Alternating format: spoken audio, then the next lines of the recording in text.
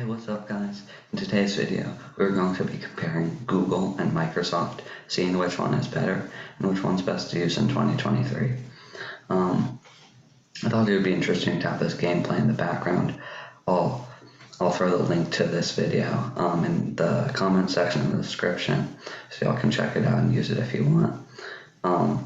I've decided not to do a tier list video today. I think it's kind of more fun just to talk about my opinions on stuff, so yeah, let's just get right into it.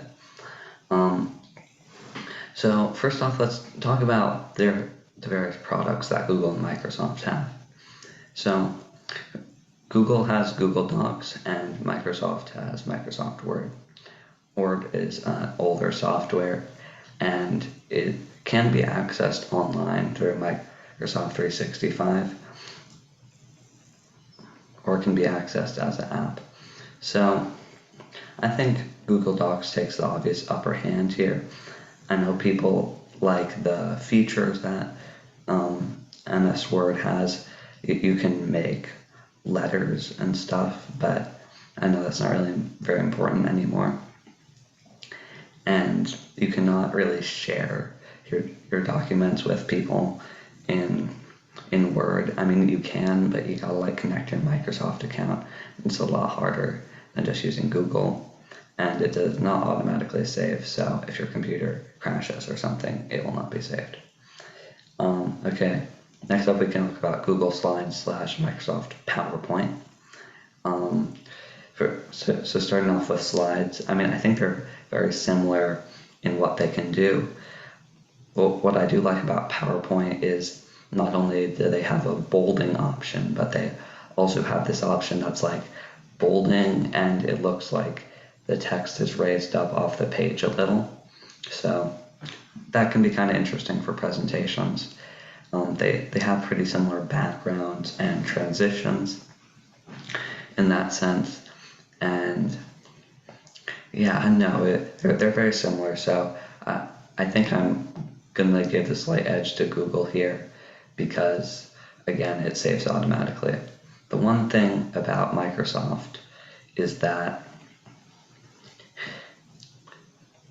when you're like submitting something for school or whatever, if you're not using like Google Classroom, they usually want it as like a PowerPoint format or a docx format. If you are using Google Classroom, that's great.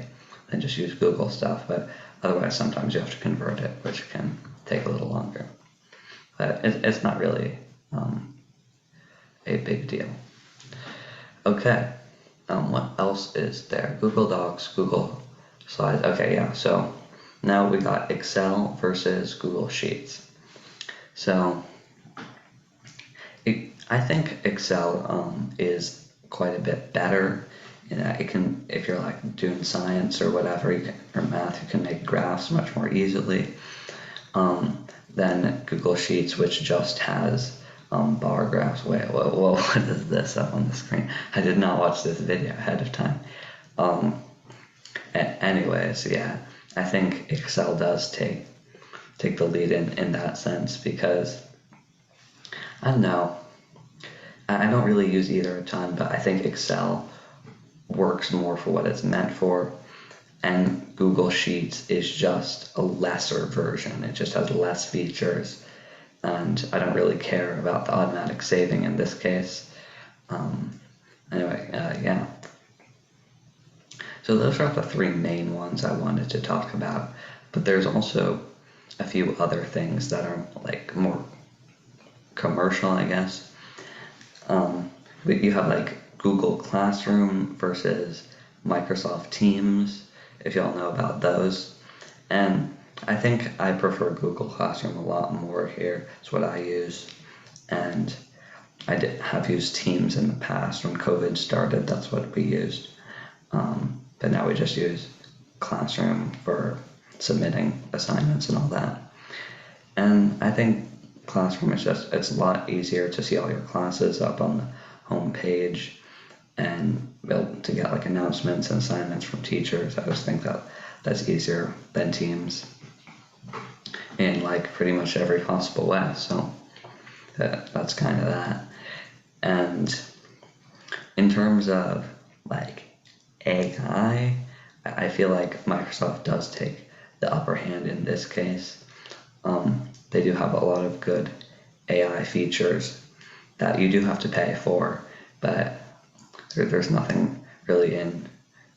I mean, there's Google like Bard and stuff for like text-based AI, but for more like data analysis AI, Microsoft is definitely much better. You could throw Amazon into that conversation there as well. Yeah, I mean, I think overall Google is better, but it really means you really have to think about what you're actually using it for. If you're just a regular person just using it for school or work, whatever, and the 9-to-5 job, I think Google is definitely a lot better. But if you're looking to do more like data analysis with like Excel or using AI, I think Microsoft could be a little better in that case. And we didn't even talk about Gmail. Yeah, Gmail is way better than Outlook, honestly. Like, don't use Outlook if you have the chance. I know some companies still use it for some reason, but yeah, definitely Gmail is a lot better. Better protections. It just looks nicer. I don't know what to tell you. And then there's also like Google Forms versus, I don't even think Microsoft has a Forms kind of thing, so that's another sense in which Google is a little bit better. Just for the everyday user, I think Google can be a lot more useful, but maybe in like an AI perspective or just like data analysis, Microsoft can be a lot better.